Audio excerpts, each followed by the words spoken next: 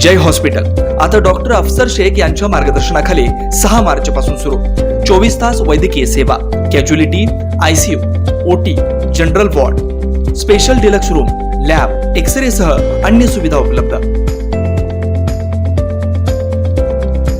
गोकुळ शुगरचे चेअरमनवर गुन्हा दाखल करा, कुलकर्णी यांची मागणी। दक्षिण तालुक्यातील धोत्री येथील गोकुळ साखर कारखान्याच्या मळीमिश्रित पाण्यामुळे नापीक झालेल्या शेतजमिनीला कंटाळून एका शेतकऱ्यानं रविवार दिनांक 19 मे रोजी दुपारी 4च्या सुमारास राहत्या घरी गळफास घेऊन आत्महत्या केली। बसवराज हिरोळे, वय वर्ष 45, राहणार धोत्री, सध्या सोलापूर असं शेतकऱ्याचं नाव आहे। या संदर्भात प्रहारचे शहराध्यक्ष अजित कुलकर्णी यांनी सिव्हिल रुग्णालयात धोत्री येथील गोकुळ शुगरचे चेअरमनवर गुन्हा दाखल झाल्याशिवाय मृतदेह ताब्यात घेणार असल्याचा इशारा दिला।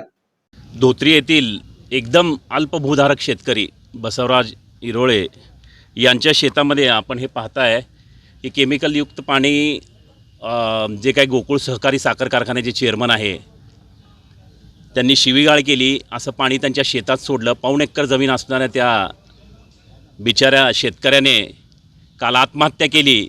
त्या आत्महत्येला जबाबदार गोकुळ सहकारी साखर कारखान्याचे चेअरमन आणि त्यांचे कोणीतरी 2-3 नातेवाईक, बिराददार, चौगुले वगैरे असे नातेवाईक जबाबदार आहेत।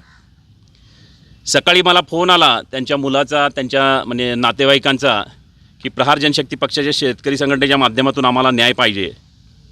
त्यावेळी मी तात्काळ इथं हजर राहून संबंधित गोष्टीची माहिती घेतली असता त्या आत्महत्याला, त्या शेतकऱ्याच्या आत्महत्याला केवळ आणि केवळ असे मोठमोठे कारखानदार जबाबदार आहेत।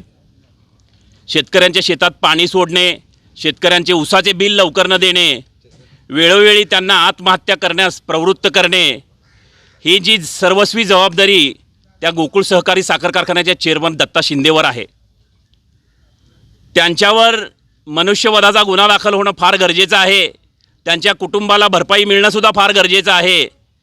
केवळ पाऊण एकर जमीन असतानासुद्धा जर शेतकऱ्यांचं शोषण हे लोक जर करत असतील तर प्रहारच्या माध्यमातून यांना इंगा दाखवल्याशिवाय आम्ही गप बसणार नाही।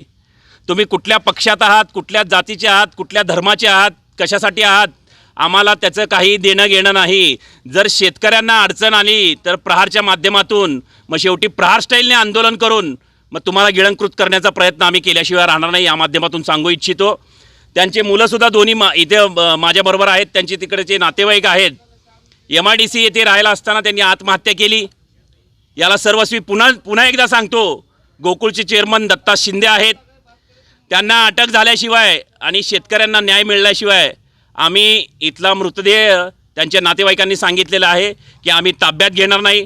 प्रहार जनशक्ती पक्ष शेतकरी संघटना त्यांच्या बाजूनी आहे। कोणी मी मारू जरी आला तर या गोष्टीला आम्ही वाचा फोडल्याशिवाय राहणार नाही, हे या माध्यमातून सांगू इच्छितो। धन्यवाद।